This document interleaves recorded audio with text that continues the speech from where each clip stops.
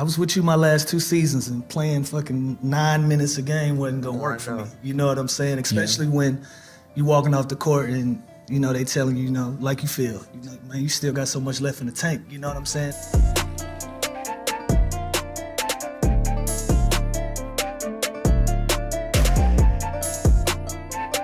We're here for another episode from The Point, by your favorite point.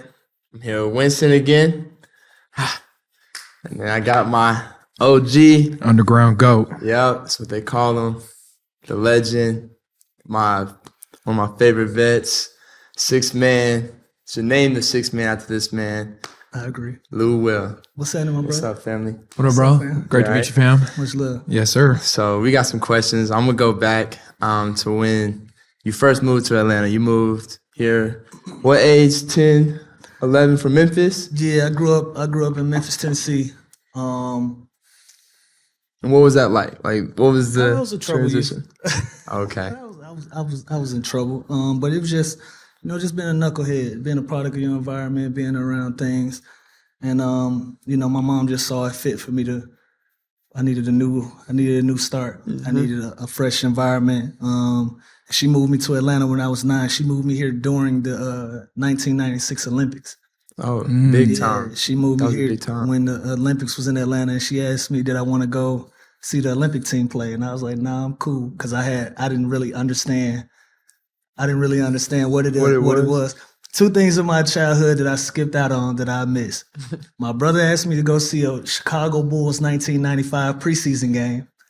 Versus like they was playing the Portland Trailblazers in Memphis for a preseason game.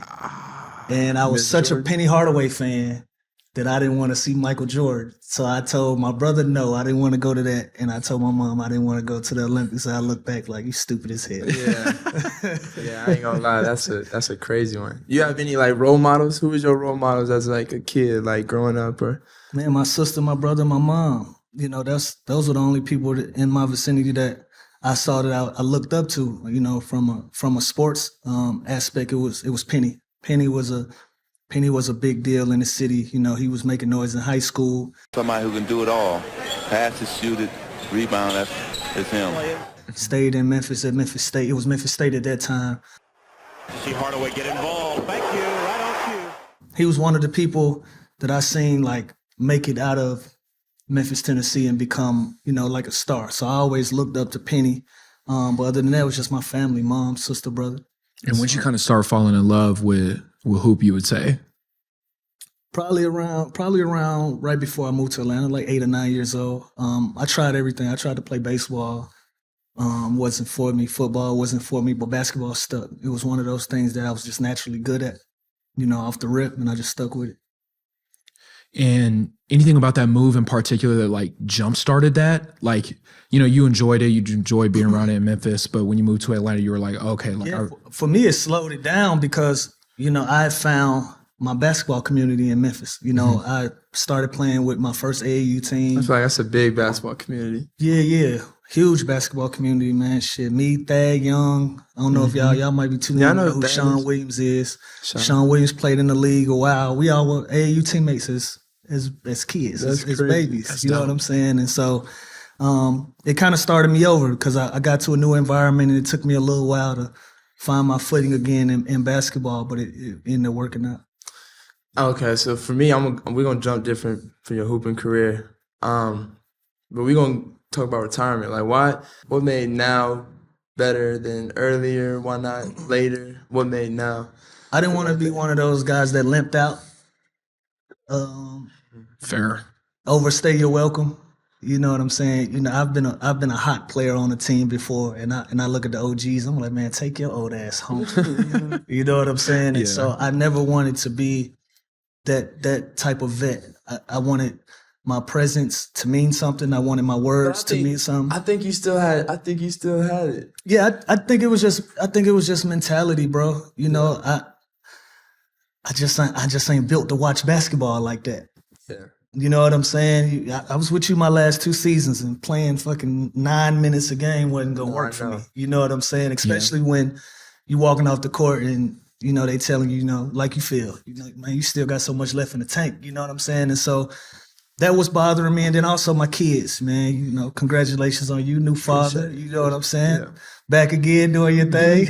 Yeah. But my daughter started getting older. She started getting into athletics. She started hooping, started playing some volleyball. And my second to last year, I saw her play one AAU game, and it was the very last game of the season. And it ate me apart, bro. Just I couldn't deal with missing so many moments that were special to them no more. And especially when I felt like I wasn't producing anything for teams, you know. So I figured out my exit plan, got out of it. Yeah. How you feel like, you know, your transition to whenever you did decide that you were going to retire and all that, how do you feel like that has improved your, obviously the time and all that, but how you feel like that's improved your relationship with your kids, get to watch their sporting events or just being more active in what they got going on? It's helped a lot because I now have the opportunity to really understand and know my kids and build that relationship with them. You know, when you working and you on 3-4 planes a week, it's just hard to build relationships like that, especially when you're trying to raise somebody. And it was difficult, but now we're in a space, man. I see my kids every day. One of my daughters is in cheerleading. My other daughter plays volleyball/basketball. My son running around. You know, it's a good vibe. It's a good feeling, man. But that time is precious, bro. And you don't realize how much you miss when you're so busy on the grind, worried about, you know, your own career. No, people don't understand how long them road trips be, how much time like you really sacrificing like away from your family. So no, it's the ultimate sacrifice, man. Especially if you're a Trae Young and guys that's perennial all-stars and expected to lead whole organizations, man. I can't imagine the pressure that is, you know, and unfortunately it put us in a position where our families, they get what's left of us, you know, at the end of a lot of those days. You know what I'm saying? And that should leave a strain, bro. Yeah, that's heavy. That's heavy. How do you think that Coach Lou, you know, now that you get into experiences with your daughter now, is different than Hooper Lou, player Lou? I think I'm the same. I think I'm the same, man. I probably yelled at my team once. But laid back. I'm super laid back, but I'm still finding my voice and my footing in the coaching world. I'm learning ways to communicate, learning ways to teach. You know what I'm saying? It ain't as easy as we thought it was. Yeah. Like, especially when you're dealing with kids. Trying to teach kids. I can only imagine. Yeah. You got to be so patient. But it's so fun, though. It's so rewarding when you see the things that you're putting in place for them that it starts to pick up on the court, man. It's so rewarding. So that goes into my next question. Do you so is there a coach that you've had that you see yourself as, or that you've taken things of, and who is your favorite coach you played? Yeah, I've taken pieces from a few coaches that I respect. I really respect Doc a lot. Doc Rivers was one of those coaches in my career that I always give him credit for putting me back on my feet. When I got with Doc, I was at a place where I thought I was going to retire then. I think I was in my 12th or 13th season at that time, and I just felt like I was dwindling down. Couldn't really find my rhythm and stick on the team. I got traded 3 times in 3 months. I was on 3 different teams in 3 months. And I got with Doc. And if you ever go back and look at the press conference when I got traded to the Clippers, I stood there with my jersey, took the picture, and walked off fast as I could. And he called me right after that, and he was like, "Yo, come back to the office." And you know, he was like, "What's the problem?" It looked like you don't want to be here. I said, "I don't." I said, "I'm getting bounced around. Like I think I'm done." He's like, "Well, I don't know what they thinking, but I need you. You know, I need the best version of Lou Williams I can get." He was like, "You know, I'm the 6-man whisperer. I make guys 6-man around here. So I need you to clean your attitude up, get your mind right, and come back ready to work." And I won 2 more 6-man of the years after that, you know, with Doc. So I take a lot from him. I take a lot from T. Lou. I thought T. Lou was a dope coach. I think, you know, as a coach, my temperament is more T. Lou than anybody's, because he was just like, "I'm gonna give you all the instruments, and I'm gonna let y'all go make the music. If y'all mess up the music, I'm gonna step in and tell y'all, y'all messing up my music." You know, and that's who I take a lot of temperament from. But those 2 coaches, and I had Quin as well. Quin was one of my guys. He was I had Quin twice, I want to say. I think I had Quin in Philly and my first stop in Atlanta, if I'm not mistaken. But I had Q. He taught me a lot. I really rock with Q, and I had Kenny Atkinson that was coach A lot of people say he's cool. for Brooklyn for a while. But his style was more like, skill and development. I think that's who he naturally is, opposed to being a head coach.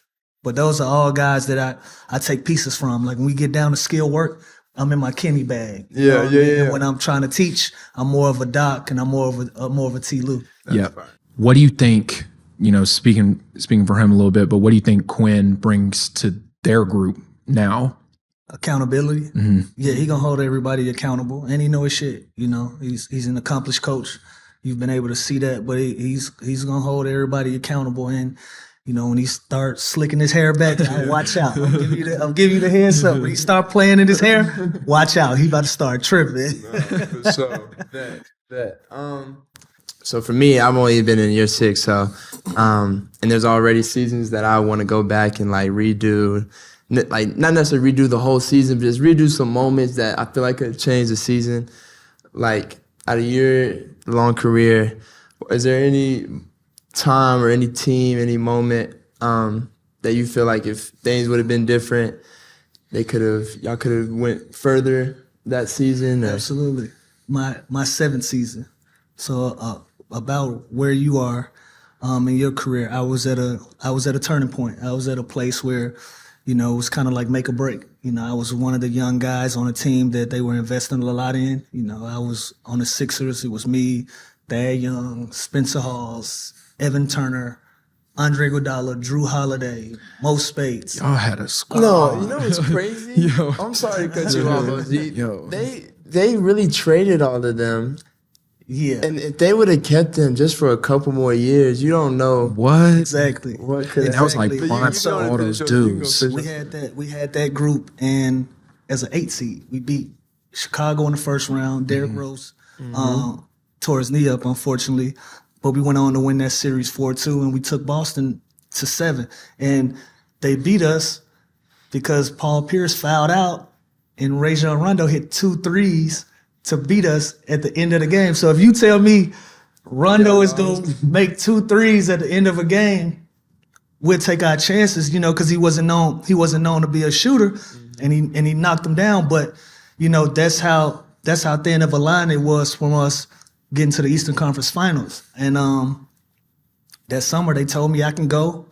Ended up trading Iguodala, broke that whole team down, and and we never had an opportunity to kind of see what would have been with that group. Well, did you leave that year? Did you leave? I left that summer. That was a squad. I signed with the Hawks. They told me I can go, and they replaced me with Nick Young. Man, yeah, That's a squad. They say what could have been. And we all were young. Yeah. We all were young. I think Iggy was in his 8th year, and I was in my 7th. And we were the oldest. Y'all were the vets. We the older guys that were playing. We had vets on that team. Tony Battie was on that team. I think Elton Brand was on that team with us.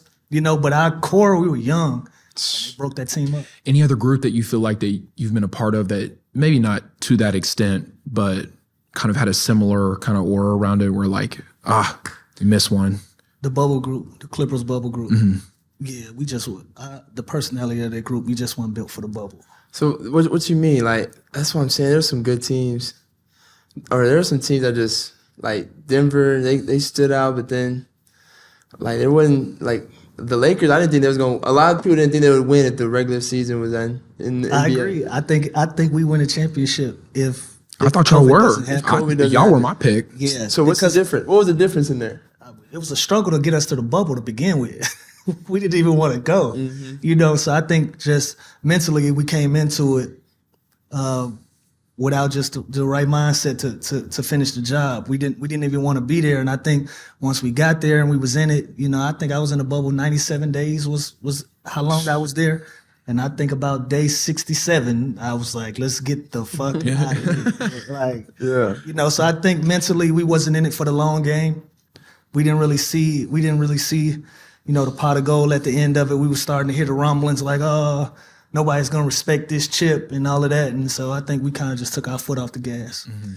So a lot of people talked about you leaving the bubble too. And I tell people all the time, like, you're the person that put me on the Magic City wing. So Yeah, a lot of people just don't get it. Can you explain that? Like what that whole situation is? Because I know you have before, but like people said you left and they see a picture with you and Jack in Magic, and if you ain't had Magic City wings, you wouldn't understand. It's a lot of it was a lot of nothing. I think everybody heard Magic City and everybody's imaginations ran wild and the stories went wherever they wanted to go. However, but I left the bubble to go to a funeral. I got cleared to go to a funeral. Had a doctor travel with me that was COVID testing me. They leave that part out the story, like I was just out tripping. They leave that out. Went to we had to wake the day before the funeral. Mind you, I've been in the bubble. I've been eating hotel food, and this is my first time getting fresh air, getting out of Orlando. I'm home. I'm like, yeah, I want some food. I want something that I really like and enjoy. I want some wings. I want what I want. You know what I'm saying? And so we leave the wake. It's like 5 p.m. So we're gonna stop by Magic, grab some food right quick, and then go to the crib and get back to Orlando. So get the Magic. Mind you, it's 8 people there. All of this is public record at this point now because they did like a whole investigation. It was 8 people in there. 4 of them were with me. You know what I'm saying? And had my mask on doing the whole thing. I thought I was doing something responsible. So I'll give you some backstory on Jack Harlow. I met Jack in 2017. My business partner is part of Jack's team. And so Jack would come around us and I got familiar with him. We were cool. Spent some time with him. So fast forward to 2020, 2021. What's Poppin' blows up. Jack is one of the biggest stars in the world. He walks in Magic City with my business partner. So I'm like, oh shit, Jack. Congrats on everything. Much love, my brother. Like, man, we gotta take a shot, bro. He like, cool, we take a shot. So Jack asked me, yo, is it cool we take a picture? I'm like, yeah, I don't see why not. We both got our mask on. So take the picture with the shots. Man, that's the picture that circulated. It got out, yeah. We take the picture. That's it. My food comes out. I leave, he leave.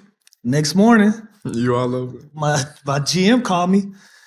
First question, he says, hey man, who the fuck is Jack Harlow?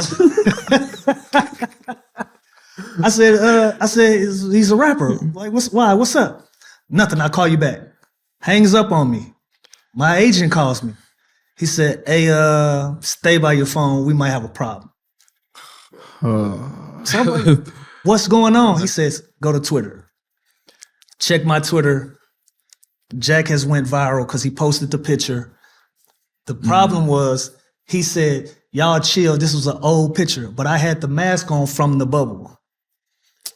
You see what I'm saying? Yeah. And so it kind of just made it a little worse and bigger. Because he tried to cover for me once he realized what was going on. He tried to cover for me, and it took a life of his own, bro. And it became to this day. I'm lemon pepper. Yeah, but people don't understand. He got his own logo. Like you go in there, I go in there at the games now. It's like I let him know, like I need the wings. As soon as I pull up, he put me on. You pull up. I don't even go in no more. They just bring out the wings. The first time I met Lou, I've already had Lou wings in there. I've only been once and got them. They're fire. If you live in Atlanta, you understand. Like Magic City is literally somewhere we eat. Yeah. As a culture, this is where we eat. Yeah. You know, it's one of our restaurants. It ain't about strippers. It ain't about dancers. It ain't about none of that. Like to a lot of people, it is. Don't get me wrong, but nah. Wide View, Magic City, and wings are synonymous with each other at this point. You know what I'm saying? And so that whole scenario took a life of its own. People said I was in there partying. There even was a stripper that came out and said that I was tipping her, throwing money. And get this, she did an interview for the New York Post about this. Like not just any newspaper. Like a major outlet. She did an interview and lied her ass off. It made it worse. So it just, I dealt with it for months. Even people, they blame me for us not winning the championship in the bubble. And I was like, the reality is I missed 2 games before the playoffs. I was back for the playoffs. I didn't miss 1 playoff game, but they said but never got fined, never got suspended. Never anything, but it blew up into this whole thing. So it is what it is. That's still crazy to me. I still can't believe that happened. It's a weird time. It feels like the pandemic timing. was so long ago. So long. We were talking about it the other day. It's like people forgot about it. It's like people forgot about COVID. So long ago, had all of us out of our minds. What's up, everybody? It's Winston from The Point. Make sure you go check out Underdog Sports, the best place to play fantasy games. Our favorite game right now is Pick'em. It's available in over 30 states, and it's so easy to play. All you have to do is choose from 2 to 5 individual player projections and pick whether they're going to go higher or lower. You can 20 times your money if you go 5 for 5. Sounds like fun? Download their app with the link below and make sure you use our code from The Point to get a 100% deposit match and an instant Pick'em special. Then send us some of your entries for this week's NFL slate. But you got to play with Bean. You got to play with Kobe. Like, I know you have so many stories that just being around him. What was the difference between him and like everybody else that you played with, or like all the other guys that you've been around? What was the difference? The major thing that separated Bean from a lot of other superstars that I've played with is like he had unwavering confidence in himself. And not in like an arrogant way, but he really felt like, I'm the best basketball player on earth. I'm not adjusting to nobody. Everybody got to adjust to me. I think that was the big difference from him and everybody else. Like he was clear on his goals. He was clear on his missions. He was clear on how he wanted to attack games. If he played y'all, if he played the Hawks, he was going, hey, this game, I'm in the post. You know, they got small guards. I'm in the post this game. Next game, hey, I'm in the pick and roll. This is what, like, he made his adjustments team by team and how he was going to go about games. But that was the one thing that separated him, dog. He was just like, y'all got to deal with me every night. Yeah. You know, and I was with him at the end of his career. So I can't imagine how he was in the thick of things when he was in championship runs. You know what I'm saying? Yeah. That was one of my biggest hangups, man. I used to always look at him. I'd be like, damn, man, I wish I was with you when, like, you was in the hunt. He was in that. You know what I'm saying? Because he had the personality, like, either y'all coming or stay y'all ass at home, but we gonna do this. Yeah. You know what I'm saying? And I wish that would have did so much for my career, man, if I was with him then. Yeah. What even the opportunity that you did get to experience with him, what do you feel like he instilled in you most? Because like you said, like that was kind of, you were starting to transition at that point into a different part of your career than what you started with. Like, what do you think kind of Kobe inspired you to? Man, you just got to have blinders on. Yeah. If you're trying to get to a certain place, you just got to have blinders on and trying to get to your destination, man. I just used to look at him and I was like, me and Nick Young, we never took nothing serious on that team. Like Nick dragged me into a lot of bullshit with him on that team. And we used to look at each other like, man, you heard what he just said? And he'd be dead serious. And it'd be some off the wall shit. I'll be honest. It would be so off the wall because we couldn't understand it. We didn't understand the mentality, but he would be dead serious. And we were like, well, let's see it happen. Like, I've watched him. Will Barton had 25 at halftime, and he came in at half. He said, y'all ain't trying to guard him. I'm going to guard him. He just not going to exist. And me and Nick looked at each other like, yeah, okay. This motherfucker's cooking. And Nick and Will Barton had 2 points, second half. So it was just like that mentality. Yeah. It was like, and you saying you catching him later in his career. Yeah, this is like at the end, bro. But it was also wild just to see what he went through to prepare for games at that time. Like, dog had ice on his shoulders, ice on his knees, ice bath, ice on his legs. Like he gave everything he had to finish the job, bro. He gave everything he had left. Man.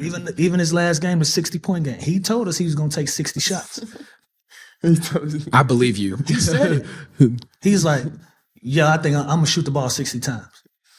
And then his next sentence was, come on, man, y'all play. We're like, hell no.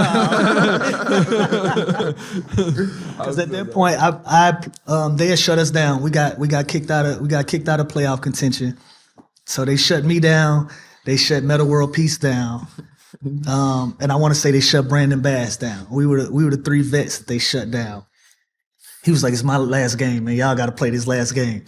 We're like, bro, we want to watch just like everybody else. Everybody in this arena. Yeah, we want to watch just like everybody else. But he said he was going to take 60 shots and did it. Believe it. That's clean. That's clean. Okay, I got only a few more, but back in high school, since we in Atlanta, we got to talk about you in high school. You won Mr. Georgia. Mickey D's. Who was the top 3-4 dudes in your class? Not just by the ranking. Who would you really respect in your class? In my class that was here? Nah, just Just in in the country. general. In general.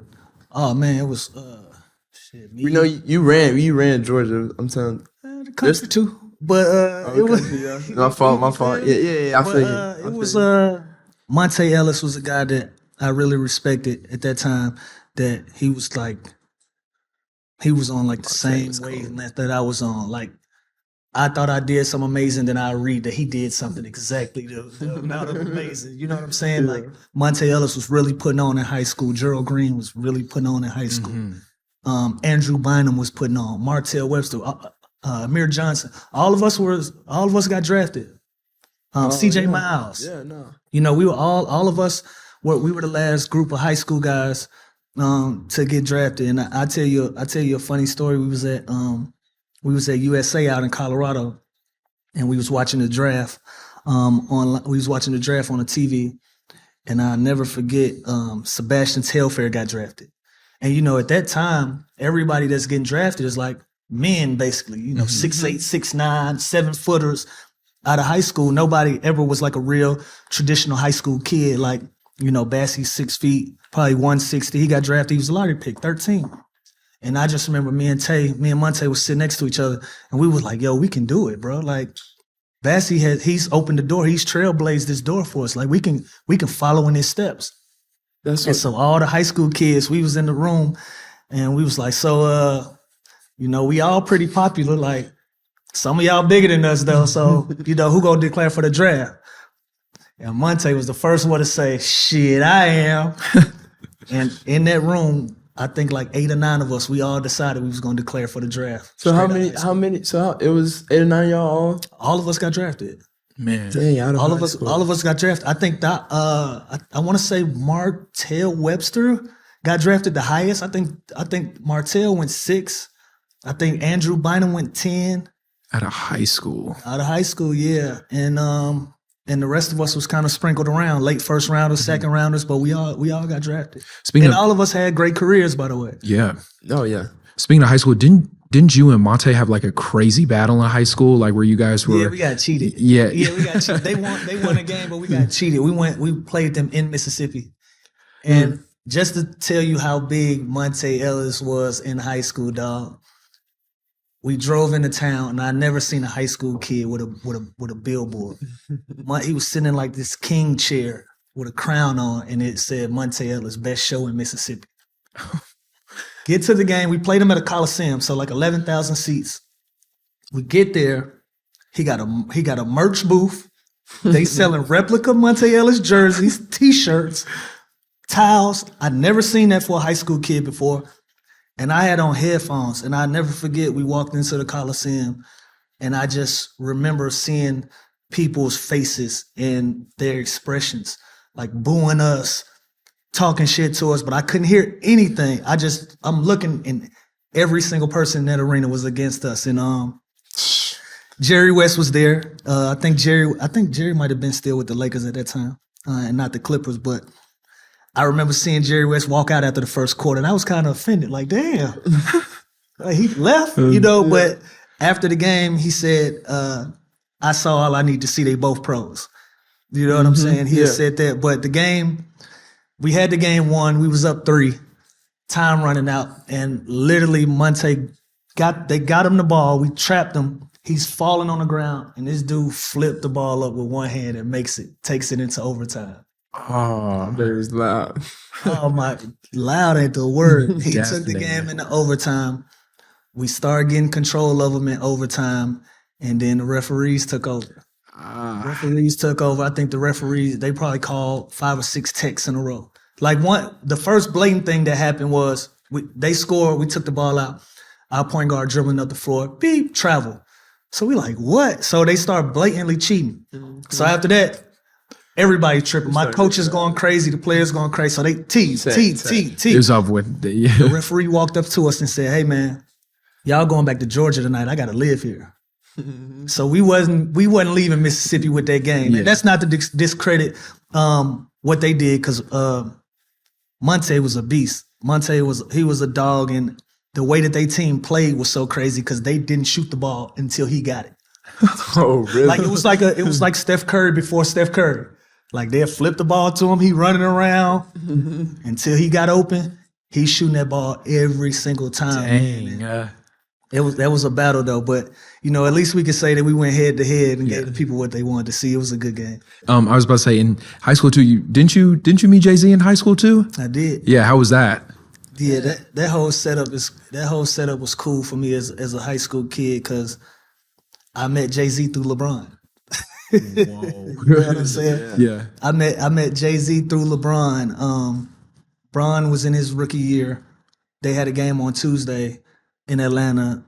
Jay-Z had a concert Thursday in Atlanta, and Bron told Mav, shout out to Mav, who's doing incredible things on his own right in his career right now.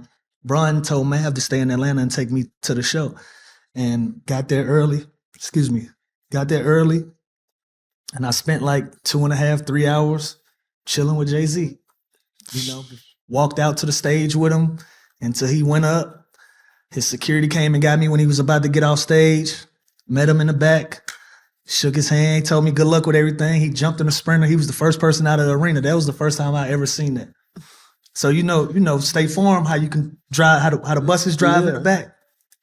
Jay got off stage. Like, thank y'all, good night. Got off stage, shook my hand, I see you later, jumped in the sprinter. He was out before anybody else. Oh my God. He don't hear that. He was out before anybody else. And I went to school the next day. And I'm looking around class like, this ain't it. I ain't doing this for another 4 years. That just kills my next question. I was going to ask him why pros over college. Like, college, I never could wrap my head around being broke, hungry, and working out at 6 a.m. I just never could wrap my mind around it. I didn't want to party. I didn't want to be on campus. And like I said, I started experiencing pro stuff. You know what I'm saying? Yeah. And for me to even have an ounce of an opportunity to go, that was enough for me to be like, I'm good. I looked at it like an internship. Like if I get drafted somewhere and I won't play for a year or two, that's better than sitting in college and killing it. Yeah. I'd rather be in the pros already. And shit, it worked out because, I got drafted to a team that my idol was on. That's somebody that I modeled my game after. I got to see it up close and personal and learn from him. So, what was the biggest thing you learned from AI? Man, he was just tough as hell, bro. He was just tough as hell. Like he never made excuses for his size. And I think that was one of the things that I took with me. He played through injuries. He played big. Like, if you go back and watch Allen Iverson, he played big. He attacked the rim, stayed in the paint, didn't shy away from contact. That's why he was hurt all the time. He didn't shy away from any contact or any of that type of stuff. He just played like he was 6'8", 6'9". And I took that with me throughout my career. And being so up close and personal to witness that, what do you think, in your opinion, how did AI change the game for the better? Because he did, like he changed the game. Yep. Yeah, he was transcended on and off the court. I think he's a major reason a lot of these guys feel so comfortable in their skin, and showing more personality and showing how they dress, tattoos and all of that. I think AI changed that for sports. Before AI, only person I can really pinpoint that was doing the things that he was doing, with like lifestyle and culture, I would say primetime. Yeah. But on a basketball standpoint, the baggy clothes, the do-rags, the cornrows, you in the minority if you don't have braids now in the league. You in the minority if you don't have tattoos in the league now. And I think all of that is because of AI. And was that someone, because he was your idol, was that someone where, you kind of just came into Philly and it was kind of like, oh, lose the rook, I'm going to take him under my wing? Or was there a period where you had to like earn AI's respect pretty heavy? Nah, I got to be honest, man. The very first time I met him, he made a funny ass joke and took me under his wing immediately after the jump. The very first time I met him, man, he walked up to me, he says, and I quote, "Oh, you the little motherfucker they drafted to take my job, huh?" And said that and gave me a bear hug. And we've been tight ever since. That's man. so cool. We've been tight ever since. It take one phone call to me to get him on the phone right now, bro. Like that's the type of relationship that we have. So That's love. and he could have took that, as anything and just said, forget this kid. But I'm sure the word got around how I felt about him and everything like that. And he did everything he could to make sure I was comfortable and I was welcome. I think that's a good transition point as we kind of start to wrap up here. But talk about y'all's relationship. I mean, I really have only got to witness y'all on the court and all that, but it seems like, at least from what we've talked about and all that, and just seeing y'all here is, man, it seems like y'all are not only super tight, but just that mutual respect for each other is so high. And yeah, talk about y'all's relationship. Yeah, I got so much love and admiration for Trae, and just the way he carries himself, man, so family oriented. You know what I'm saying? I always see his little brother with him, bro, and always seeing his family around and how much he care about, not only how it's going for him, just making sure all of his people is part of the experience. Because trust me, man, this shit is gonna come to an end. You feel like it's forever. You're in year 6 and it feel like it's forever, but it comes to an end. And they stop cheering. They stop cheering. So I think the important part, man, is bringing your people along for that ride, allowing them to have those experiences, allowing them to meet the people that y'all look up to, and jumping on the jets and being able to do these things and being able to, do nice things for your family. You know what I'm saying? And I've always admired that about him being so young and having so much pressure on him to do great things. I'm from Atlanta, and I see it in my community. I see the kids with the 11s all through the schools, and I move around. This is my city, and so for him to tackle that and put all of that on his back and deal with it with the grace that he deal with it, I've always admired him. And then becoming his teammate, getting to know him and picking my places where I can I feel like I can help him, and at the same time allowing him the space to be his own man and just be like, yo, this way worked for me. It might not work for you, but I'm gonna give you this little piece. And you go ahead, because it's been a couple times he won a trip, and our lockers was across the room from each other. And I used to look at him, I used to be like, hey, bro. Like, yeah. He'd be like, all right. Yeah. You know what I'm saying? And every once in a while, I'd be like, hey, man, flip the table.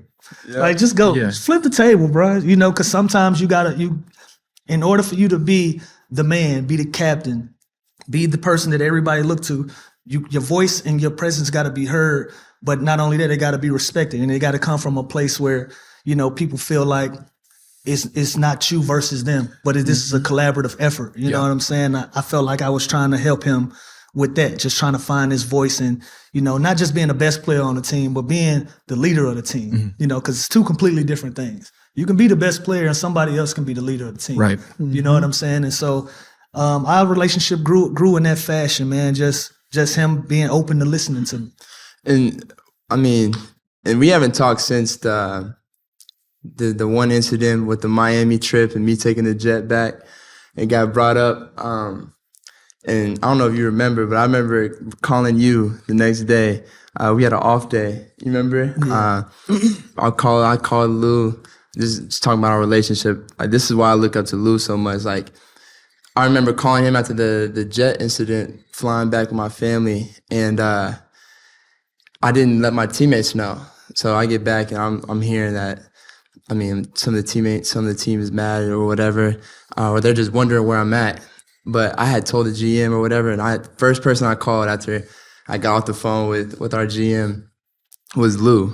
And I remember hitting him. I even fucking cried. Like, I felt like I let my team down because that's just the type of person I am. I don't want to let anybody down, especially my brothers or my team, the people I'm working with every day. And when he was telling me how it could look bad and things like I listened to him and I like understood him, and that type of mistake won't happen again. But that's the type of relationship we have, is I can come to him with whatever I need or what I'm feeling and know I'm gonna get the best answer. And I just know he's gonna help me, and that's all he's in it for, is to help others. And he's here to obviously help himself and his family. But he's at the point, he's done his thing. He's the sixth man. He's a legend. He's gonna get a gold jacket, a Hall of Fame, and he's gonna be in that someday. So he's just at the point where when we were together, he was helping me so much, and that's why I'm gonna always respect Lou, and I appreciate him for everything. And so for me, the last question is like, what's next? Like, what's next for you? Like, working on the music. Got the label Winners United. Talented artist signed to me by the name of Akeem Ali. Go check him out. He be jamming on the Blu-ray table. We be listening. He do his thing, and it's moving and grooving. And about to sign some other artists. About to sign a major label JV deal. I keep that tight until it's official. But big news coming soon. Doing that, and other than that, man, I'm just a full-time dad, dog.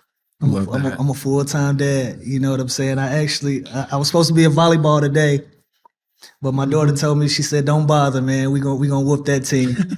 You know, I've been in the studio all day, dealing with meetings and all of that. She knew I had to come see you, and I told her I was doing the podcast with Trae.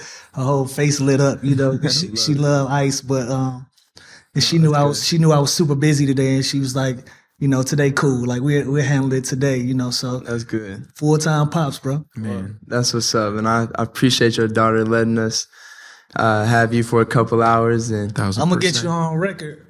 At some point, I want you to come run a practice with me with the girls. Oh, that's easy. That'll be a dope experience.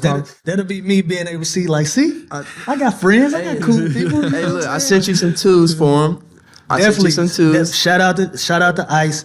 Send my girls 2 pair of sneakers. Yeah. Send my girls 2 pair of sneakers, and they love that. And I'm gonna call you again. I'm gonna pull up. I'm gonna call you again. I'm gonna get some more. But definitely, it'll make it all full circle if you actually pull up and see what I got going on, bro. Yeah, come check it out. Gotta pull up on Coach Lou, the 6th man, underground GOAT. Okay.